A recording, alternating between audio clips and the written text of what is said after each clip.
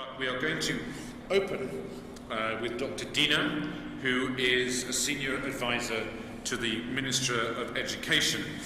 Those of you, and I hope it is all of you who were here yesterday, will remember that we spoke, or when I spoke to both ministers, and on the panel that I had the honour of moderating about the importance of education to the future development of Egypt. And that is why it's such a good thing to have Dr. Deena with us. Thank you. Thank you for being here. You might need to speak very close to these microphones. Okay. So, I mean, it's always difficult. We've been talking for the last 25, so we're sort of continuing a conversation we were having next door. So, you know, if you need to catch up a bit, I apologise. But I think, you know, yesterday we certainly established that education is a key platform for the development of Egypt. But the education system here, when I'm just about old enough to remember Egypt always being seen by the rest of the region as being the place where you educated your children. You went to a university in Cairo, and it was a badge of honour. You know, I went to AUC, or I went to one of the kind. But it's a bit, you know, how should we say it? It's straining at the seams. The education system is not what it was. How are you going to change this? What are the policies of the government to bring the education system back to how it used to be, or even looking forward to how it should be for the 21st century? Thank you very much for this, and I just want to say I'm very honored to be here on behalf of Dr. Tarek, who sends his greetings to all of you because he's away out of Egypt. And I'm thrilled to have this opportunity for us to tell you that we've been trying to fix our education system for years. For years, we've been in perpetual reform, actually decades, and we still haven't achieved what we wanted. And as you said, Richard, that we are not doing well because what we used to be was the top in the region, and now the case is reversed. And so we have acknowledged this, and we decided to do something completely different. It's like, as Einstein says, we can't keep repeating the same things and expect different results. So we decided to do something quite radical and very, very ambitious. And I want to say, I myself have been in education for many, many years of my career, and I feel very, very optimistic this time. I think this time we're on the verge of something that will work. And the reason is we have this alignment between a president whose vision is the rebuilding of the Egyptian citizen, and on the other side we have a vision of a minister who is very bold and brave to transform a system. Now I want to talk about transformation and reform. To us, they're not synonymous. Transformation is completely changing the mindset, the principles of what education is and what learning is about. And so this is the difference between that and reform, which is fixing the system, which we've been doing for years. So this is the fundamental difference this time around. So what is the transformation? The transformation is going to take 12 years. A long time. That's a generation. So 12 years from when? When are we From measuring? September 22 to 2018. So in 3 weeks' time or less, we're going to be rolling out the new system. So 2030. So 2030. We have you back in. Inshallah. If we survive that, because it is not easy. Change is not easy in Egypt, and I think all of us in our society here, we hear the shouts and the screams about the new system. Briefly, what are we doing? We're radically changing KG1, KG2, Grade 1 in September 2018. Radically changing. The first change is complete and total change of the curriculum, the way we approach curriculum, the way we've designed it.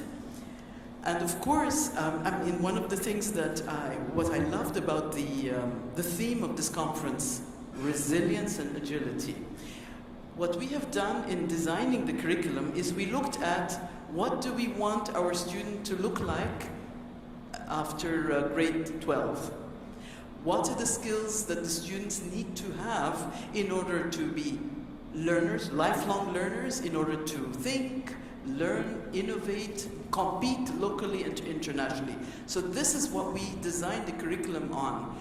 Definitely numeracy, which is the math skills, literacy, which is reading. That's key on core to any system. But we also embedded something called life skills.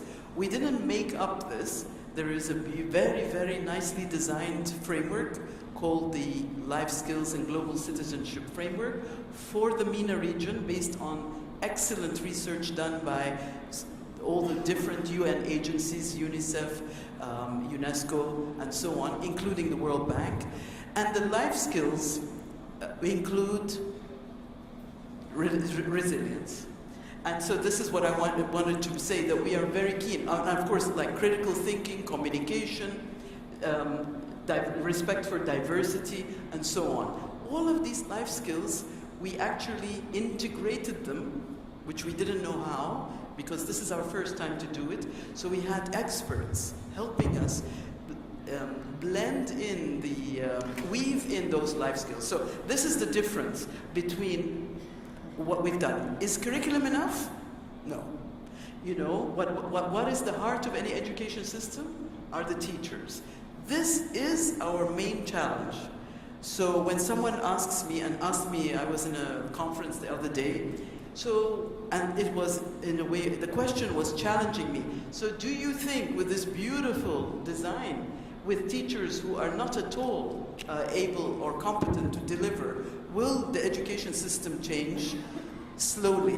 My answer is, if we succeed for year one, 10%, we are very, very, very happy. And the next year, we are aiming for doubling and tripling and creating or developing the teacher's mindset. What is our problem? Is that we have the source, which is the faculties of education, also need to be transformed and reformed, and therefore the Minister of Higher Education is working on that. So when you have a professor in the Faculty of Education standing and lecturing about student-centered learning, that doesn't make sense. Or when the professor talks about multiple methods of assessment, and then there is only one final exam at the end of the year. The mismatch is there. It is from where we need to start reforming at different levels. Having said that, are we going to wait for the Ministry of Higher Education to reform faculties of education? No. We have to solve our own problem, because we have over 1 million teachers. Now, Deena, I need to sort of... Please stop. I need to stop you there a little tiny bit. Stop me. Your passion is obvious, and that's fantastic, and that's good, because passion is an important thing amongst public servants. But let's unpack a little bit of what you said. And you mentioned critical thinking, so I hope you don't mind if I unlock my old critical thinking skills and try and ask you a few questions. It's all of the things that you say are laudable and important. But I suppose the question is, how do you know if it's going to work, and when? I mean, is this something that you will only find out in 2030, whether what you've done is work? How do you define outcomes from this? Or is that not necessary? What a lovely question. And it's of not course, really here, I can tell you that. Outcome, I mean, definitely it is not just us saying and talking and bragging, oh, we've done this. We will, and we have already participated in several international assessments. Something called the Pearls, which is about reading skills, and TIMS, which is the maths and science. And Egypt pays, and we participate in these studies every 3 years. This is done by the World Bank internationally. And so I don't have to say it, you can look it up. Our pearls, the reading, the literacy level is very, very bad in terms of compared to international standards, and our TIMS results are not very good either. So unfortunately, we already know, and we will continue to participate in these international standards. What is really interesting that I just mentioned the life skills. What is, because I'm into education measurement and tests and assessment. That's my You're an educator about education. And so what the World Bank is doing right now, as they are designing a measure for life skills. So, and you know, it's very difficult to measure communication, critical thinking, resilience, but they are designing measures for that, and we will participate. I believe it will be 2019 or 2020, I'm not sure of the exact dates. So we will have a baseline, and then we will be able to demonstrate a few years later that we have, inshallah, increased. So we have that planned, and we are not trying to go around the issue by making claims. So what you're saying is essentially that you will benchmark yourself against international standards. So we're all finance people here. We love our benchmarks. I know finance people, and I know I'm addressing a group of people in finance. We're nice, though. We're nice financial people. But in all seriousness, I mean, you know, what the point I'm trying to get to is that you, and I'm speaking to you as the government of Egypt, are measuring this. Yes, very and clear. that you have a target, and you have a way of knowing whether you are succeeding or failing in your ambitions. It's not just a sort of woolly. Wouldn't it be great? The thing is, it's never been woolly, and the sad reality is that we have all the indicators and tons of them, and we know very well. I mean, and we have known for years, but it's just that there needed that very, very powerful political will, to be very honest, for us to take this very painful change, because transformation is not easy and it can be painful because it results and leads to a lot, like we did with our economy very successfully. We need to do the same with education, and that's what we're trying to do. But with education, it's a little bit different because we're dealing with human beings, we're dealing with the society, the parents, and we're dealing with teachers who are very comfortable, who have been doing the same thing, and we want them to do something radically different. And so this is the very difficult equation. And so when we talk about our expectations of success, we're setting them pretty low so that we can be realistic and not go around and you know, sing that we're great because we just changed. Could I say something else? Please. Because it's not only because we have been accused of saying, okay, we're going to wait for 12 years, and what about the rest of the students in the system? We have something called the Sanawiyya Amma, which is the monstrous grade 12 exam. It's a one-shot exam where students just take it, and it determines their future, which university they go to. And this has distorted, unfortunately, the whole education system, where parents from primary grades start giving their kids private lessons, preparing them for exam, not for education. These exams don't develop the resilience or communication skills. It's all about memorizing a specific book. The curriculum or the books that have become the Quran or the Bible, I'm sorry to say. And so this exam has distorted it. And that's what we're trying to break. So we moved away from a one-shot exam. And this year also, in September 2018, we have started a new, this is very radical and ambitious. It is an online exam system. And why online? Because we have to start thinking out of the box and leaping. Instead of trying to do paper and pencil tests, which are very problematic in managing them, because right now, for the Sanawiyya Amma, we spend tons of money on test security. We use military airplanes to transport the exams from Cairo to the different governorates. We use a lot of resources to protect the design of the exam and the delivery. Therefore, we decided, well, let's cut that out and go directly and test students in their classrooms, and we will guarantee with IT and with all the developments and beautiful developments in IT we will be developing. And right now we are in the middle of design of the test bank, and through that we can guarantee security, because we're going to be using multiple test forms, because with technology this is not going to be impossible. And so everybody has been talking about, you know, what they've been accusing the ministry of? The tablet. That the tablet is now the reform or the transformation. It's not. The tablet is just a tool. You were talking about your son and technology and the cloud. That's exactly it. Well, exactly. It's not a thing to them. So, look, I mean, you know, we're all bankers and investors, or at least they are. Now, Yes. what is the role, in your opinion, for the private sector in this? Is there a role that the private sector can play in delivering this vision? There are many things. I mean, in terms of private talk, I'll start with education. What we would love, and that we are welcoming, private schools.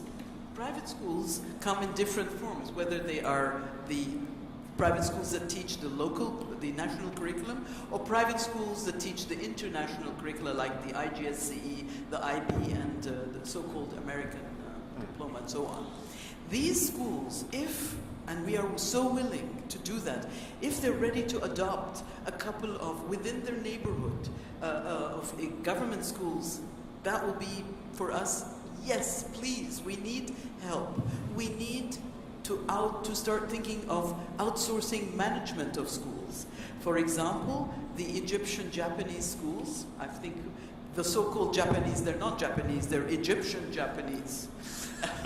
The curriculum is the same curriculum for all the national schools. This is Egypt's national curriculum. They are Japanese for two reasons. One, we have adopted the extracurricular activities called the tokatsu, which is extracurricular. That's the Japanese component for the schools, and the designs look Japanesey. The schools are red and built. They're rather beautiful, and we have a very nice loan that helped us from the Japanese. From Japan. So I just, because there's these something. myths out there that suddenly we're going to produce Egyptians to learn Japanese and they become Japanese. So that's not true. I wanted to make sure that people understand why we wanted those special group of schools. But I suppose what I'm trying to say is that the government remains open to the idea Yes. of private sector investment Yes. in education at not just K-12, but primary and tertiary. I mean, the Absolutely. whole way through the... I do not want to talk on behalf of Dr. Khaled Abdel Ghaffar, but actually it's one of the most beautiful times I've seen where the two ministers are absolutely in sync. When Dr. Tariq presented his vision in front of the president at the end of August, and the president was there, and what Dr. Khaled got up and said in his presentation regarding the dreaded Thanawiya Amma is that he showed the distribution of scores where we had 40% of the students scoring, Richard, 95% to 100. And then what happened, he said, he produced another slide. So we had 40% of students this year scoring between 95 and 100%. And then he showed the performance of students of last year in first year university. They had about 30% failure. So you have those so-called wonderful double A students failing in their first year of university, so there is no correlation. And so actually the higher education is very much in sync with what we're doing. What is another wonderful thing I must say, one of the problems of Egypt's education system is the tracking of students into general education and technical education, ta'lim al-fanni. Technical education in Egypt is viewed as something very low level. In terms of, when you say technical, you mean sort of vocational? we call it technical, but in perhaps in the UK and the US, it's called vocational education. So, I mean this in no disrespect, because I wish I'd Neither do made I. the right career choice and been a plumber. I mean, but Exactly. it's training you to be a plumber or a nurse, Exactly. or Vocation. a carpenter or whatever. Yeah, okay, fine. Just wanted to So understand. what has happened, because socially, we have to look at the social context. You know, in Arabic it says something about if you have a Sanawi Amma versus Sanawi Fanni, which is the general education certificate versus the technical education certificate. There is something called Iwagaha Ijtimaiya, which is the social image. Yeah, That I know, I understand. if you are a graduate with from technical education, you are doomed or tracked into some kind of social class, unfortunately, even though... Well, it's not only Egyptian. I agree. It exists elsewhere in the world, I can assure you. But what has of that. happened in the higher education sector? As of 2019, we have now, I think, 2 or 3 technology universities opening up. So these are the universities that students from technical ed will be able to aspire and dream to go to. So there are now the ways and tracks to elevate this socially, and to at the same time, this is what Egypt desperately needs. Yeah, well, it's what the world needs. What the world needs. Now, it really is. As I say, I'd rather. I should have been a plumber, not a conferences person. But there we are. That's what a liberal arts degree does for you. Now, but we have about 5 minutes left, and Yes. I want to pick up on something that I spoke to both of the ministers about yesterday, which is this concept of the jobs market of the future. Now, we've looked at Euromoney, a variety of different scenarios. I don't think we're quite out there with the Oxford people who say that nearly 50% of all jobs that exist today will not be here in 20 years' time. But I think it is true to say that the jobs market of 2030 will look quite different to the jobs market of 2000. Agreed. And that it is incumbent upon educators to be producing people who can adapt to that jobs market. But we don't quite know what the jobs are going to be. So, and even the Minister of Communication said, well, there will be jobs, there will be new jobs. And so, well, okay, well, what sort? Well, we don't know. We don't know. So how, as an educator, how do you prepare people? I mean, you talked a little bit about this, but go deeper, because it's exactly as I told you earlier. It's like earlier on, I completely agree that we cannot predict exactly what 12 years from now, what the exact skills that our students will need. So what we're doing is we are doing this idea of weaving in the life skills, because that is the basis. When you look at life skills, as I said, communication, critical thinking, resilience, blah, blah, blah. These are the skills that would underline any kind of future that we do not know. That's the one thing. And the second thing is we developed a curriculum framework for the whole system.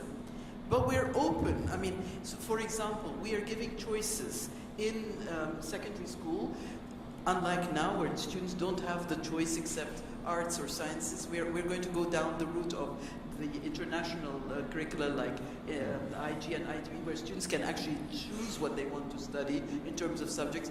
We have already now put robotics, design thinking, and the third one is coding and programming. But these are just subjects.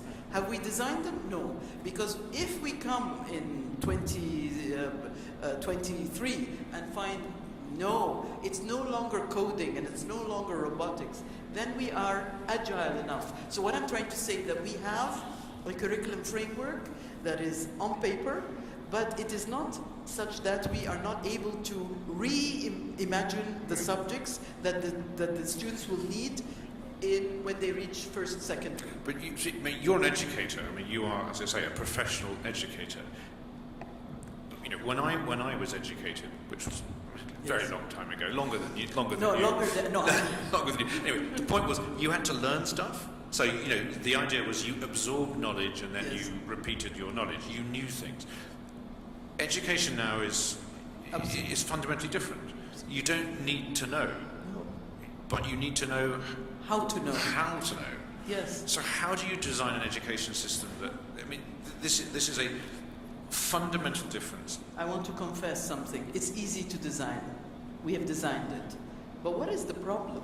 What is our obstacle?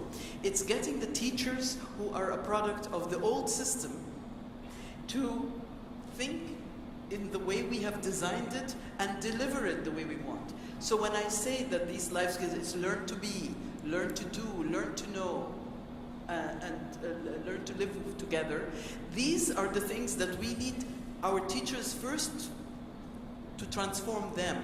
So it is the ultimate challenge in any education system. I'm not trying to blame the teachers because I'm an English language teacher myself originally. So I don't want to say it's always the teacher that is to blame. But it is the teacher that we need to work on in terms of transforming the mindset. And it is a very, very challenging task. Yeah, because we need to reteach the teachers. Reteach the teachers who are already in the system. We can't get them brand new and replace. It will take time to do so. Well, Deena, it says here that our time is up. So thank you very much for joining us this morning and for sharing with us your passion. I mean, it is, I think, you cannot underestimate how important it is to the future of Egypt from an investment point of view that you deliver a young and energetic workforce that is fit for the needs of the 21st century, whatever they might be. And I'm not entirely sure we know yet. So, someone wants to ask it behind you, Victoria. Would you take a question? Of course. I love interaction. We have two questions. I'm a teacher. Okay. So, how long have I got? Thank you very much, Dr. Excellent presentation and passionate one. Just one question. You said this is, it's a long-term scheme, 12 years. What would happen if there was a ministerial change? Yes. Will this solution be sustainable? Thank you. Very good question. Should I answer? Please. Yes. What an excellent question. What we're banking on, because you're exactly right. What we want to make sure is sustainable. Therefore, what we're going to work on is we want the society to embrace the system. So if parents buy into it, and they haven't yet because they haven't seen it, and right now what we're facing is the fear of change. Once 1 year goes by and we have the buy-in of society, it will be very difficult for someone else to come and uproot something that is amazing and wonderful. And we want to talk about learning is fun, learning is enjoyable. The kids want to go to school and not hate school, and we want to also get away from, I don't know if you know, we have the phenomenon of private lessons starting from grade 1. So we have a lot of social distortions that we are going to have to manage. But if we manage in the next 2 years to fix society or to convince, it's not fixing society, to convince society to buy into it, and that's the only guarantee. There is no way a government can guarantee. It has to come from the people, and once they embrace the system, it'll be very difficult to go back again. So this is what is our stealth strategy, if you will. We're going to have to... Very difficult to... I know there are a couple of questions. You have one... Well, no, I'm being told that we need to finish. The boss is telling me. So, will you please join me in thanking Dr. Deena? Yes. We need to finish. Thank you for your passion. Very much. And we support very much. We need your support. Thank you.